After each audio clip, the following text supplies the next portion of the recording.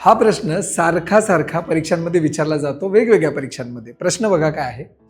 जेव्हा मुलगा त्याच्या नेहमीच्या गतीच्या 5/7 गतीने म्हणजे स्पीडने चालतो, तेव्हा तो शाळेत 6 मिनिटं उशिरा पोहोचतो. ऑब्व्हियसली, कारण त्याचा जो स्पीड आहे 5/7 म्हणजे 1 पेक्षा कमीच आहे ना. मग तो उशिरा पोहोचतो. शाळेत पोहोचायला त्याला लागणारा नेहमीचा कालावधी म्हणजे नेहमीचा टाइम, नेहमीचा वेळ निवडा. आता काय करायचं बघा, लक्षात घ्या. 5/7 या स्पीडने तो जातोय, 5/7. तर वेळ वेगळा उलटा होणार की नाही? वेळ उलटा होणार. म्हणजे काय, त्याची ॲक्च्युली नेहमीची वेळ 5 होती असं समजा. त्याला 5 भाग लागायचे नेहमी, पण त्याला लागतात 7 भाग. म्हणजे हा नवा वेळ आहे. नवा वेळ लागतोय 7.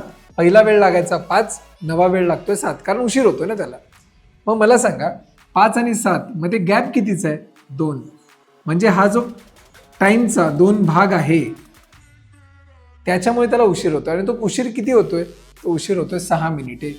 म्हणजे 2 भाग याचा अर्थ आहे 6 मिनिटे, 6 मिनिट्स. 2 भाग म्हणजे, मग मला सांगा 1 भाग म्हणजे किती?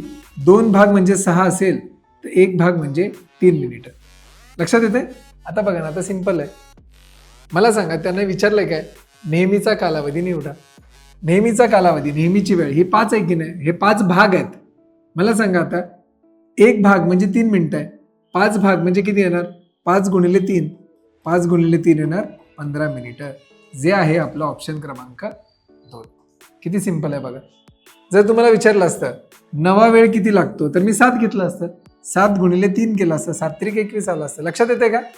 सो किती इझी प्रश्न असतो बघा. फक्त आपल्याला थोडासा फंडा, थोडेसे कॉन्सेप्ट माहीत पाहिजेत. व्हिडिओ आवडल्यास नक्की लाईक करा.